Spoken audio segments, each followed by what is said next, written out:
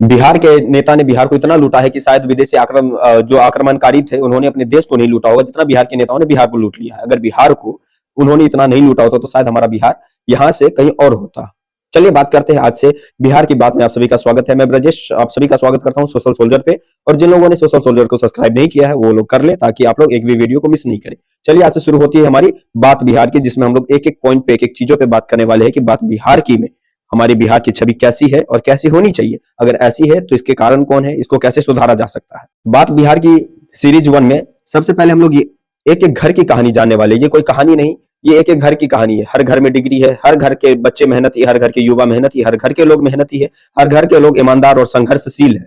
फिर भी हमारे बिहार के लोगों को कहीं ना कहीं एक ही चीज नसीब होती है, वो होती है या तो बिहार में बाढ़ या सुखाड़, या फिर जो बच जाए वो कहीं ना कहीं क्राइम से हमारा बिहार जूझता है, या फिर जो युवा और बच जाते हैं वो हमारे युवा कहीं ना कहीं अगर झेलते हैं तो एक चीज दिल्ली मुंबई की जाने वाली ट्रेनों में धक्के और वहां की बदबूदार हवाएं। हमारे बिहार में हर चीज होने के बाद, हमारे बिहार में हर फैसिलिटी होने के बाद, इतना प्यारा जमीन, इतना सुंदर, इतना उपजाऊ जमीन होने के बाद, इतना मेहनती लोगों के होने के बाद भी, इतने पढ़े लिखे युवाओं के होने के बाद भी, जिस राज्य से आईएएस और आईपीएस निकलता हो, जिस राज्य से अच्छे अच्छे नेता निकलते हो, जिस राज्य से हर चीज निकलता हो, उस राज्य में अगर कमी है तो वो है नौकरी की। आप बिहार के किसी भी शहर, किसी भी गांव में चले जाइए, आपको एक तस्वीर जो सबसे आम है वो देखने को हर जगह मिलेगी। वो है एमए किया हुआ लड़का मोबाइल दुकान में रिचार्ज कर रहा है या वो मोबाइल बेच रहा है। बीए किया हुआ लड़का कहीं चाय दुकान खोलकर बैठा है तो कहीं चाय बेच रहा है या किसी रेस्टोरेंट में वो काम कर रहा है। 10th 12th किया हुआ बच्चा बाहर जाकर किसी कंपनी, किसी फैक्ट्री में मजदूरी कर रहा है। बीटेक किया हुआ बच्चा कहीं जाकर किसी कंपनी में नौकरी कर रहा है, नहीं तो सिक्योरिटी गार्ड का नौकरी मिल जाए तो वो नौकरी कर रहा है। आखिर क्यों? कि बच्चे यहाँ पढ़ रहे हैं, यहाँ के बच्चे दूसरे जगह जाकर उनको वो मुनाफा दे रहे हैं, उनके लिए वो काम कर रहे हैं और अपने घर और अपने परिवार से दूर रह रहे हैं। जो बच्चा काम कर रहा है जाके प्रदेश में और उनके माँ बाप रह रहे हैं बिहार में, मतलब एक पैसा के लिए लोग प्रदेश को जा रहे हैं। उस सबके पीछे क्या है? कमी, बेरोजगारी। लेकिन सिर्फ बेरोजगारी ही नहीं है हमारे बिहार में। हमारे बिहार में बच्चे रात रात भर जग कर एक एक रुपया इकट्ठा कर कर कोचिंग का फीस भरते हैं, स्कूल का फीस भरते हैं, कॉलेज का फीस भरते हैं और एक एक रुपया इकट्ठा कर कर वो पढ़ाई करते हैं। रात रात भर जग कर वो पढ़ाई करते हैं, एक एक रुपया देकर वो फॉर्म भरते हैं। उस परिवार का अगर दर्द देखा जाए तो उस परिवार के दर्द के इतना शायद दर्द किसी के अंदर नहीं होगा। जो बच्चा इतना कुछ करने के बाद में एडमिट कार्ड आ जाए, एग्जाम का डेट आ जाए, एग्जाम का सेंटर निकल कर आ जाए, फिर आपको पता लगता है या तो पेपर लीक हो गया है या फिर हुआ परीक्षा वो रद्द हो जा रहा है। तो हमारे बिहार में बेरोजगारी के साथ एक ये भी है कि आधा बच्चे जो है ज्यादातर इससे परेशान है कि बिहार में एग्जाम होने के बाद भी एग्जाम रद्द हो जा रहा है। बच्चे तो ये सोचते हैं कि अगर रिजल्ट नहीं आ गया तब तक हमको तैयारी करना है कि क्या पता कब एग्जाम हमारा रद्द हो जाए या फिर पेपर लीक होने का हमें फिर से एक नया खबर सुनने को मिल जाए। अगर गलती से किसी एग्जाम का रिजल्ट सफलतापूर्वक आ भी जाता है तो लाखों फॉर्म, हजारों सीट में भी कई बच्चे वैसे जो कहीं ना कहीं किसी लाचारी के कारण, या तो बिहार का सिस्टम का ये घुसखोर वाला जो बिहार का सिस्टम है कि नौकरी के लिए आप अपना जायदाद बेच के पैसा दे दीजिए, वैसा वाला सिस्टम में कुछ बच्चा पैसा के बिना नौकरी नहीं ले पा रहे हैं, तो कोई बच्चे टैलेंट होते हुए वहां तक नहीं पहुंच पा रहे हैं। तो ये भी हमारे बिहार का एक मुख्य समस्या है। जो युवा 20 साल, 18 साल, 20 साल की उम्र से तैयारी करता है, वो तैयारी करते करते 30 साल तक पहुंच जाता है, लेकिन फिर भी उसको कहीं ना कहीं मिलती है तो क्या? नाकामी। 30 की उम्र में जाने के बाद घर का प्रेशर, शादी का प्रेशर, अपनी फ्यूचर बर्बाद होता हुआ नजर आना, अपनी फ्यूचर का प्रेशर, सरकारी नौकरी नहीं लगना और अंदर ही अंदर टूटते रहना, ये सब हमारे बिहार के लोगों की मुख्य समस्या है, आम समस्या है। अंत में वही युवा जब उन्हें कुछ नहीं हाथ लगता, जब हताश होकर वो युवा मतलब बिल्कुल अंदर से जब टूट जाते हैं, जब वो हमारे बिहार के वैसे टैलेंटेड लोग जिनके टैलेंट को दबा दी जाती है या तो पैसे के कारण या घुसखोरी में सफलतापूर्वक को पैसा नहीं दे पाने के कारण या किसी न किसी गरीबी का शिकार हो जाना, कभी बाढ़ का शिकार हो जाना, कभी आपके आजू बाजू में घटना हो जाना या किसी के परिवार में घटना हो जाने के बाद भी अगर इन सब से अगर वो युवा जब उनकी उम्र गुजर जाती है तो उनके हाथ में एक ही चीज बचता है, 10 से 12 हजार रुपए की नौकरी। वो जो 10 से 12 हजार की भी नौकरी है वो हमारे बिहार में करने के लिए युवा मजबूर हो जाते हैं। क्यों?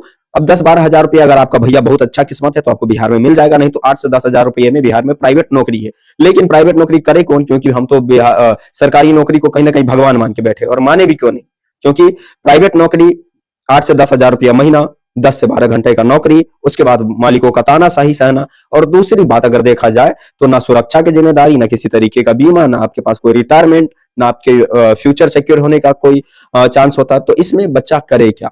बिहार के लोग करे क्या? जब टूटेंगे नहीं तो क्या करेंगे? उसी उम्मीद में या तो फिर बिहार छोड़ते हैं, दिल्ली मुंबई गुजरात निकलते, या फिर वो देश छोड़कर कहीं और जाना पसंद करते हैं। फिर उनके लिए बिहार सिर्फ और सिर्फ त्योहार में लौटना एक अवसर हो जाता है, वो खुशी का माहौल बनता है। जिस बिहार में, जिस गाँव में, जिस घर में, जिस मोहल्ले में रहकर वो अपने बचपन को बिताया है, जहाँ वो हर वो पर्व, हर त्योहार को खुशी और हर्ष उल्लास के साथ मनाए हैं, वो कहीं न कहीं वो प्रदेश में बैठकर, विदेश में बैठकर अपने माता-पिता को वो याद कर रहे होते, अपने परिवार को याद कर रहे होते हैं और उनके लिए बस घर आने का एक ही अवसर होता है। वो तो फिर बिहारियों के लिए छठ या फिर दुर्गा पूजा। इसके अलावा ना वो घर आने का सोचते हैं, ना कुछ। और इतनी लाचारी होने के बाद भी बिहार में युवाओं को पलायन करने के पे मजबूर होने के बाद भी बिहार में युवा नौकरी से परेशान होने के बावजूद भी बिहार में बाढ़ और सुखाड़ से परेशान होने के बाद भी बिहार में क्राइम होने से परेशान होने के बाद भी हमारा सिस्टम क्या कर रहा है, आराम से कान में सरसों का तेल डालकर सो रहा है। यह है हमारे बिहार की सिस्टम। बेरोजगारी सिर्फ नौकरी ना होना ही नहीं होता, बेरोजगारी कहीं ना कहीं आपके आत्मसम्मान को तोड़ता है, कहीं ना कहीं आपके भरोसा को तोड़ता है। बेरोजगारी कहीं ना कहीं आपको अपराध की दुनिया में धकेलता है। बेरोजगारी कहीं ना कहीं समाज को कमजोर और बीमार बनाता है। बेरोजगारी कहीं ना कहीं आपके राज्य को और पिछड़ा बनाता है। बेरोजगारी कहीं ना कहीं समाज को और अशिक्षित बनाता है, क्योंकि लोग सोचते हैं कि इतना पढ़ाई पे खर्चा करने के बाद भी अगर हमें हमारे राज्य में ही नौकरी नहीं मिल रहा और 8-10 हजार रुपये की नौकरी करनी हो तो क्यों पढ़ाई में पैसा बर्बाद करना। लोग सोचते हैं कि जब नौकरी ही नहीं मिल रहा है, बिहार में ना अच्छा शिक्षा व्यवस्था है, ना बिहार में किसी तरीके की व्यवस्था है, तो फिर लोग पढ़ाई को छोड़कर समाज बीमार क्यों नहीं होंगे, वही समाज फिर अपराध की तरफ क्यों नहीं जाएंगे। क्योंकि जिस हिसाब से हमारे बिहार का आपराधिक माहौल है, उनको लगता है कि अपराध करना बहुत आसान है, क्योंकि हमारे बिहार में अपराधी तो चुनाव भी जीत जाते हैं। ये हमारा लोकतंत्र कि विधायक के ऊपर हत्या का केस दर्ज होता है और वो विधायक बन जाता है, तो ये हमारा बिहार। तो लोगों को लगता है कि कहीं ना कहीं अपराध की दुनिया में जाना सबसे आसान है। तो बिहार के युवाओं को कहीं ना कहीं सरकार अपराधी भी बनाना चाहती है। इन सब में कहीं ना कहीं कमी है तो हमारी, क्योंकि जब भी हम वोट किए हैं, हम कभी रोजगार के लिए बात ही नहीं किए हैं, हम कभी शिक्षा के लिए बात ही नहीं की है, हम कभी अपने यहाँ की अच्छे व्यवस्था के लिए बात ही नहीं की, हम कभी ये बात ही नहीं की कि हमारा बिहार बाढ़ से परेशान ना हो। क्यों? क्यों नहीं हो सकता? हमारा बिहार परेशान जो है 6 महीने कोसी से प्रभावित रहता है, 6 महीने सुखाड़ से प्रभावित रहता है, हम कभी इस चीज पे बात ही नहीं की है। अब तो सरकार केंद्र में भी आपकी सरकार है, राज्य में भी आपकी सरकार है, अब भी बिहार में सुधार हो जाना चाहिए। लेकिन हम तो इन सब चीजों पे कभी बात नहीं करते, ना हम कभी सुखाड़ पे बात करते हैं, ना कभी बाढ़ पे बात करते हैं, ना कभी अपराध पे बात करते हैं, ना हम कभी नेता से ये पूछते हैं कि आप हमारे क्षेत्र के लिए क्या करिएगा आप, ना हम कभी ये पूछते हैं नेता से कि आप हमारे बच्चों के लिए क्या कीजिएगा, ना हम कभी ये पूछते हैं नेता से कि अगर आप वोट मांगने आए तो हम युवाओं के लिए क्या कीजिएगा, आप कितना नौकरी दीजिएगा, आप अपने क्षेत्र में क्या कीजिएगा। कभी आप अपने विधायक या कभी अपने सांसद से पूछे कि आप हमारे क्षेत्र में हमारे रोजगार के लिए आप क्या कीजिएगा? नहीं, क्योंकि हम लोग वोट देने टाइम एक ही चीज देखते हैं, जाति पाति और पार्टी। अगर जात पात का नहीं है तो पार्टी का है भैया। पार्टी का झंडा उठाने से अगर देश चल जाए, पार्टी का झंडा उठाने से अगर आपका रोटी चल जाए तो बहुत बड़ी आप उठाइए। लेकिन पार्टी का झंडा उठाने के टाइम में ना बस वो उतना दिन चलता है जब तक चुनाव नहीं हो जाता। नेता आएंगे चुनाव के टाइम में आपको 4-4, 5-5 पन्ना का एक लंबा भाषण देंगे और चले जाएंगे। उसके बाद जब वो चुनाव जीत जाएंगे वो आपको पहचानेंगे भी नहीं, वो आपको उस तरीके से समझेंगे जिस तरीके से उनके घर का कुत्ता हो। आपसे वो मिलेंगे तक नहीं और फिर चुनाव के टाइम में आके थूक फेंकेंगे और वही थूक अगर आप कह दे तो वो चाटेंगे भी। ये हमारे बिहार के नेताओं की हाल।